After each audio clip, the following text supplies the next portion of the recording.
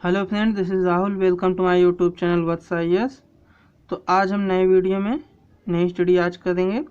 तो आज का जो टॉपिक है, तुर्क राजपूतों को क्यों हरा पाए। ठीक है, तुर्क राजपूतों को क्यों हरा पाए, ये है आज का टॉपिक। ठीक है, व्हाई तुर्क्स डिफीटेड राजपूत्स।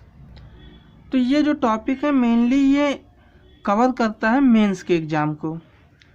ये बहुत ही महत्वपूर्ण क्वेश्चन है जो कि एग्जाम में पूछा जाता है। सिविल सर्विसेज में, प्री में जल्दी नहीं पूछा जाता, ये पूछा जाता है मेंस में। तो आप आज इस वीडियो को ध्यान से देखिए और समझिए कि क्या कारण थे कि तुर्क राजपूत राजाओं को हरा पाए और यहाँ पर दिल्ली सल्तनत की स्थापना हो पाई। ठीक है, तो स्टार्ट करते हैं। वैसे तो कई कारण हैं, लेकिन जो सबसे ज़रूरी और निश्चित कारण है जो सभी इतिहासकारों के द्वारा मान्य होते हैं, वो ये कारण है। तो पहला कारण हम देखें तो पहला कारण है कि राजपूत राजाओं में एकता का अभाव था। ठीक है, राजपूत राजाओं में एकता का अभाव था। Lack of unity among Rajput rulers. ठीक है, अगला जो टॉपिक आता है वो बात करते हैं, दूसरा पॉइंट इसमें, राजपूतों द्वारा पुरानी युद्ध प्रणाली और शस्त्रों का प्रयोग। मतलब कि राजपूत जो लड़ते थे वो उनकी युद्ध प्रणाली पुरानी थी। ठीक है, पुराने ढंग से लड़ाई करते थे। अगर इंग्लिश में बात की जाए तो use of old war methods and weapons by Rajput. ठीक है, राजपूत राजा जो थे उन्होंने पुराने ढंग से लड़ाई लड़ी, इसलिए हार गए। अगला जो पॉइंट है वो है तुर्क सेना के पास अच्छी नस्ल के घोड़े होना। उनके पास जो घोड़े थे वो अच्छी नस्ल के थे और इनके पास, मतलब राजपूतों के पास अच्छी नस्ल के घोड़े बहुत कम थे। ठीक है, और इसके अलावा जो घोड़े थे, घोड़े होने के साथ साथ उनके जो घुड़सवार थे वो भी काफ़ी अच्छे हुआ करते थे तुर्कों के, यानी कि मोहम्मद गोरी की सेना के। इसलिए ये 3 महत्वपूर्ण कारण हैं। इसके आगे एक और 2 कारण बताता हूँ मैं आपको। तुर्क सैनिकों का कुशल तीरंदाज होना। तुर्क जो सैनिक थे वो गुड आर्चर्स थे।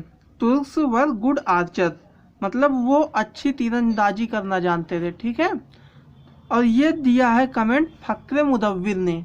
ठीक है, किसने दिया है? फक्र मुदव्विर ने। और इसके पहले का जो पॉइंट है वो भी फक्र मुदव्विर के द्वारा दिया गया है। तो अगला जो 5वां टॉपिक आता है, 5वां और लास्ट, भारतीय समाज में ऊंच नीच की भावना थी। ठीक है, किस चीज़ की भावना? उस ऊंच नीच की। Distinction mentality. ठीक है, भेदभाव की जो मानसिकता थी। अनटचबिलिटी यानी कि छुआछूत की भावना थी। ठीक है, तो ये भारतीय समाज, इंडियन सोसाइटी में ये सारी चीज़ें थी। तो ये भी एक बहुत ही महत्वपूर्ण कारण रहा राजपूतों की हार का। ठीक है, तो 5 पॉइंट मैंने बताए। ये 5 पॉइंट जो है सर्वमान्य पॉइंट है, सारे इतिहासकारों द्वारा माने जाते हैं। पहला है राजपूत राजाओं में एकता का अभाव। ठीक है, दूसरा है राजपूतों द्वारा पुरानी युद्ध प्रणाली और शस्त्रों का प्रयोग। और तीसरा है तुर्क सेना के पास अच्छी नस्ल के घोड़े और फुर्तीले घुड़सवारों का होना। और इसके बाद है तुर्क सैनिकों का कुशल तीरंदाज होना। और फिर है भारतीय समाज में ऊंच नीच छुआछूत की भावना होना। तो ये 5 ऐसे कारण हैं जो कि सभी इतिहासकारों के द्वारा मान्यता दी गई है। तो आप जब भी एग्ज़ाम में लिखेंगे तो यही मेन पॉइंट आप लिखेंगे, तो कभी भी कोई भी एग्जामिनर आपका किसी भी एग्ज़ाम में गलत नहीं कर पाएगा।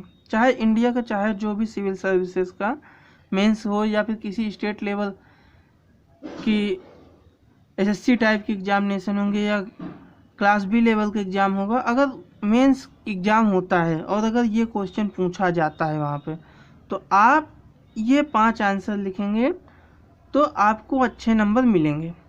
अब इसी आंसर को और अच्छे तरीके से मैं आगे अब बता रहा हूँ। अब देखिए ध्यान से। ये तो रहा सामान्य आंसर आप कैसे लिखेंगे। अगर आप राइटर का संदर्भ देखिए अगर आंसर लिखेंगे तो उस केस में और अच्छा रिस्पॉन्स आएगा आपके लिए।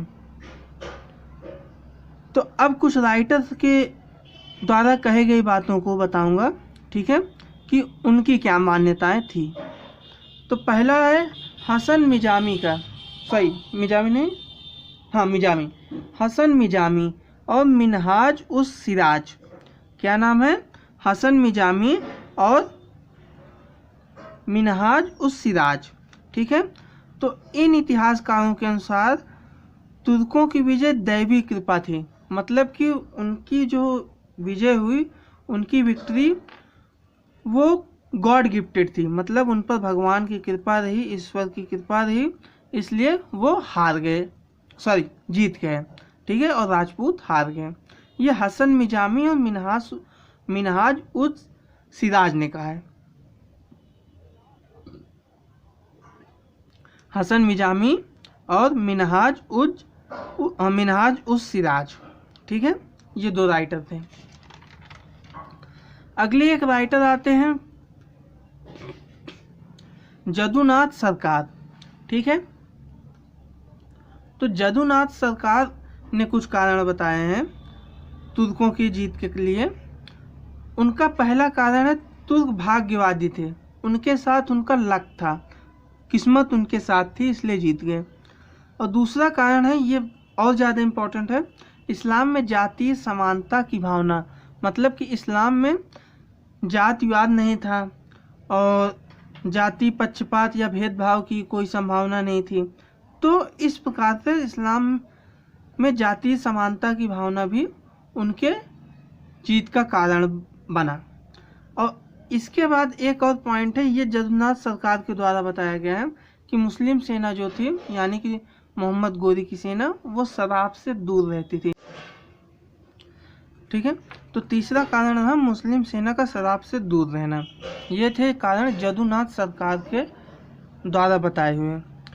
अब एक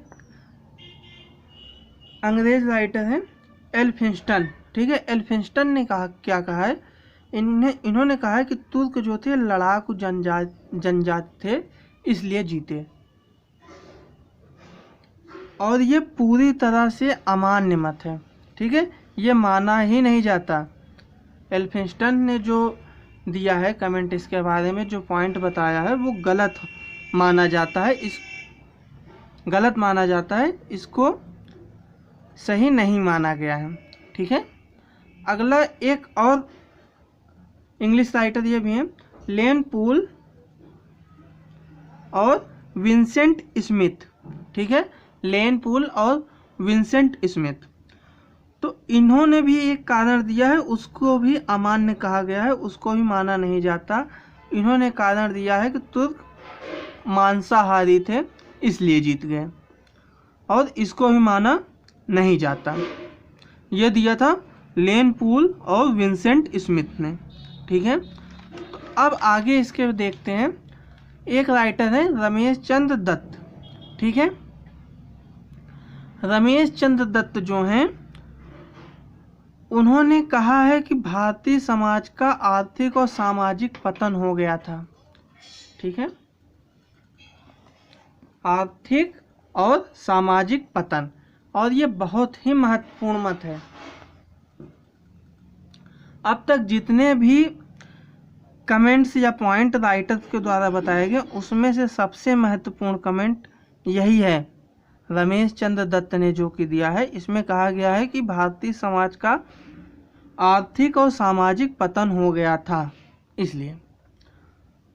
अगला है केपी जायसवाल का। केपी जायसवाल का कहना है कि राजपूतों का विदेशों से संपर्क ना हो पाना या संपर्क ना होना, ठीक है, राजपूतों का विदेशों से संपर्क नहीं था, इसलिए वो हार गए। केपी जायसवाल, मैंने आपको अभी कई राइटर्स के बारे में बता दिया, ठीक है, केपी जायसवाल, रमेश चंद्र दत्त, इसके पहले मैंने आपको बताया हसन मिजामी और मिनहाज उस सिराज का, एल्फिंस्टन, लेनपुर और विंसेंट स्मिथ का, जदुनाथ सरकार का। इसके अलावा मैंने 5 स्टार्टिंग में जो मैंने आपको बताए थे, ठीक है, उसमें से भी 2 ऐसे हैं जो बड़े राइटर के द्वारा कहे गए हैं, उसको भी ध्यान से देख लीजिए।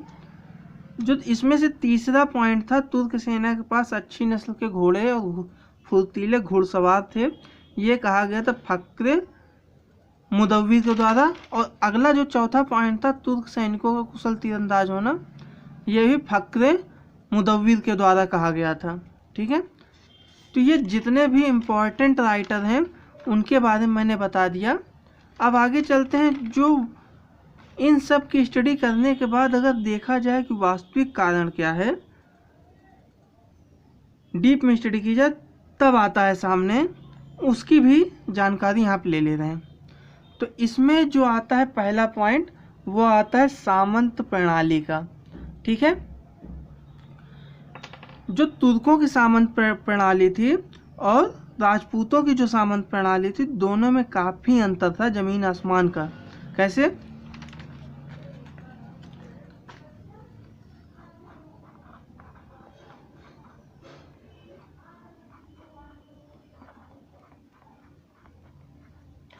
तुर्कों की जो सामंत व्यवस्था थी,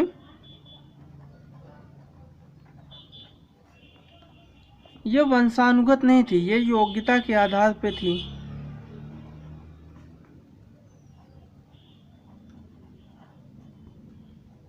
और समय समय पर बदलती थी।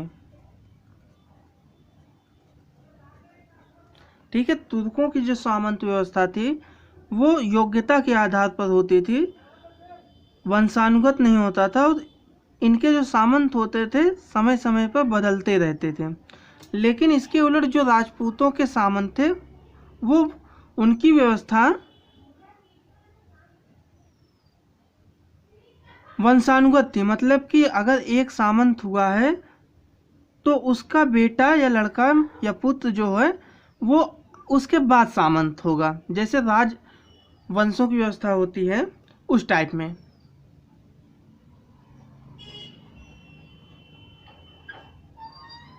राजपूतों की सामंत व्यवस्था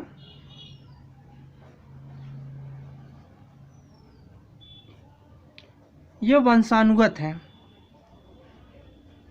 यानी कि जो सामंत होगा उस सामंत की मृत्यु के बाद अगला सामंत उसका पुत्र होगा। ठीक है, और ये इनकी व्यवस्था बदलती नहीं थी, ये लगातार होते थे। मतलब पहले पिता हुआ, फिर पुत्र हुआ, पुत्र के बाद उसका पुत्र हुआ। ठीक है, ऐसे लगातार क्रमानुसार चलता जाता था। तो इसलिए राजपूतों की जो सामंत व्यवस्था थी वो पतन की अवस्था में थी। ठीक है, पतन हो गया था उनकी व्यवस्था का, और लगभग पूरी तरह से तो नहीं, लेकिन काफ़ी हद तक पतन की अवस्था में था। और अगली बात करेंगे इसी सामंत व्यवस्था में, जब युद्ध होते थे तो युद्ध की सेनाएं जो आती थी वो सामंत लोग लाते थे। तो जो टुकड़ियां होती थी सेना की, ठीक है, सैनिकों की जो टुकड़ियां होती थी उनको देखते थे सामंत लोग। तो सामंत तो वंशानुगत हो चुके थे, तो ये अपने आप को एक प्रकार से राजा ही समझते थे। क्यों भाई, जो फिक्स है, जिसकी जॉब फिक्स है, वो अपने आप को मालिक से कम थोड़ी ना समझेगा। वही बात हुई, वही बात सामंतों के साथ थी। ये अपने आप को एक तरह से राजा समझते थे और सेना ये लोग लाते थे, हालांकि ये राजा नहीं थे लेकिन ये राजा की तरह समझते थे। और इसके बाद इनकी जो सेना आती थी इस सामंत को मानती थी, सामंत के आदेशों को मानती थी, वो राजा के आदेशों का पालन कम करती थी। तो इसलिए इनका जो नेतृत्व होता था, सेना का नेतृत्व, वो बिखराव होता था।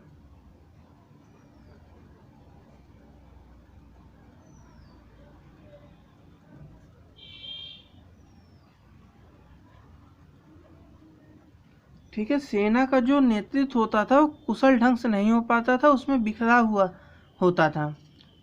ये बहुत ही महत्वपूर्ण कारण है राजपूतों की हार का। अगला कारण देखते हैं। अगला कारण अगर देखेंगे तो वो है भारतीय समाज की पिछड़ी हुई दशा। ये तो मैं आपको बता चुका हूँ पहले, फिर भी समझ लेते हैं। मतलब पहला कारण जाति व्यवस्था।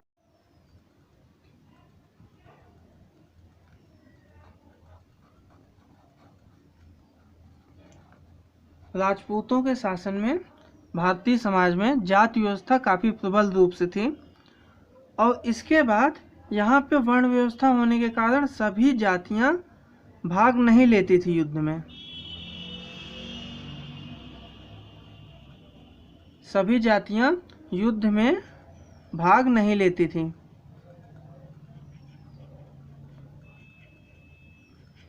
युद्ध में भाग नहीं लेने का कारण भी राजपूतों के हारने का कारण बना।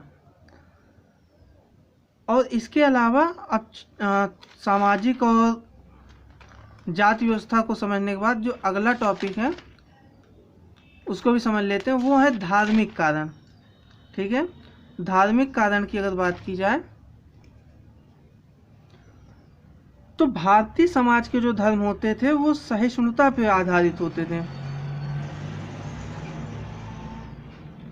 सहिष्णुता, टॉलरेंस। लेकिन जो तुर्क सैनिक होते थे, तुर्क सैनिक एक मकसद से लड़ते थे, वो सहिष्णु नहीं होते थे धर्म के आधार पर। वो बोलते थे कि हम जिहाद कर रहे हैं। ठीक है, वो एक युद्ध को एक जिहाद के तौर पे देखते थे और तुर्क राजा अपने सैनिकों को जिहाद का नारा लगाकर युद्ध लड़वाते थे। तो ये भी एक कारण रहा है राजपूतों की हार का। अब इसके बाद जो अगला टॉपिक है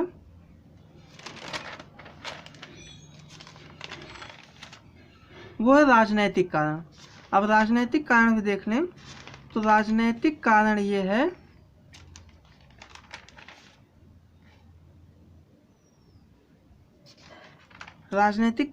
है कि राजपूत राजा जो थे आदर्शवादी व्यवहार प्रकट करते थे। राजपूत राजा आदर्शवादी व्यवहार प्रकट करते थे। कैसे? जैसे अगर कोई राजा शरण में आ रहा है तो उसको शरण देते थे, शरणागत को शरण देना।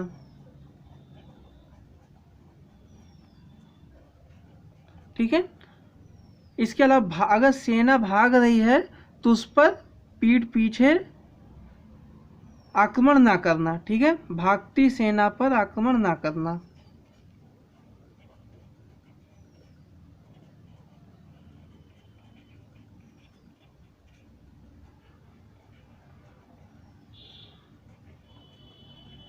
ठीक है, शरणागत को शरण देना, भागती सेना पर आक्रमण ना करना। और अगर बंदी हो जाते हैं राजा या सेनापति या फिर सेना का मतलब विपक्षी सेना का कोई जो सैनिक अगर बंदी हो जाता है तो बंदी की हत्या ना करना।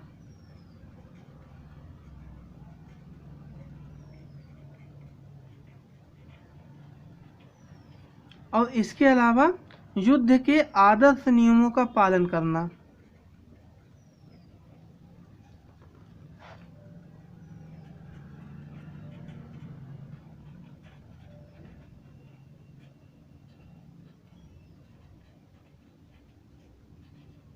ठीक है, तो आप देख रहे हैं ये एक तरह से ईमानदारी वाला युद्ध है। मतलब कि ये जो आदर्शवादिता के जितने भी सिद्धांत होते हैं एक अच्छे इंसान की तरह वो इंसानियत के सारे नियम लागू करते थे राजपूत राजा। मतलब कि शरणागत को शरण देना, भागती सेना पर आक्रमण ना करना, बंदी की हत्या न करना, युद्ध के आदर्श नियमों का पालन करना, ये सब चीज़ें राजपूत राजा करते थे। लेकिन तुर्क सेना ऐसा करती होगी? बिल्कुल नहीं, तुर्क सेना ऐसा नहीं करती थी। तो उनके जीतने का ये भी कारण रहा है। ठीक है, तो ये आज का टॉपिक इस प्रकार ख़त्म होता है कि राजपूतों की हार क्यों हुई। ठीक है,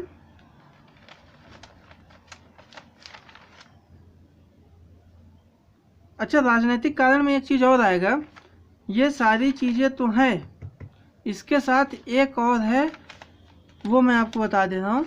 राजनीतिक कारण में बाकी अन्य राजाओं का, पड़ोसी राजाओं का, बाकी मतलब पड़ोसी राजाओं का, सहयोग ना मिलना, ये छूट रहा था, इसको बता दे रहा हूँ। भारत के जो राजपूत राजा थे वो अपना साम्राज्य बड़े से बड़ा करना चाहते थे, इसलिए वो आपस में लड़ते रहते थे। इसलिए जब बाहरी आक्रमण होता था तो वो आपस में मिलकर नहीं लड़ते थे। वो ये सोचते थे जिससे लड़ाई हो रही है वही लड़े। तो ये भी एक कारण रहा है, ठीक है। और इसके अलावा जयचंद का नाम तो भूला ही नहीं जा सकता, जयचंद, ठीक है। इन्होंने पृथ्वीराज चौहान से जो आपसी मतभेद था उनका, उस आपसी मतभेद के कारण उन्होंने मोहम्मद गोरी का साथ दिया था इस जयचंद ने। ये भी राजनीतिक कारण में आएगा। तो ये सारे कारण रहे जो कि राजपूत राजाओं की हार के कारण और मोहम्मद गोरी यानी तुर्कों की सेना के जीत के कारण रहे हैं, ठीक है। तो मैं आपको पूरा डिटेल में बता चुका हूँ, आप इसको अपने शब्दों में एग्जाम में लिखिएगा, ठीक है। और बेटर यही रहेगा कि राइटर्स के द्वारा दिए गए कमेंट्स को संदर्भ में रखते हुए आप आंसर लिखेंगे तो नंबर अच्छे से अच्छे मिलेंगे, ठीक है। तो अगले वीडियो हम दिल्ली सल्तनत की स्टार्टिंग करेंगे। तो आज के लिए इतना।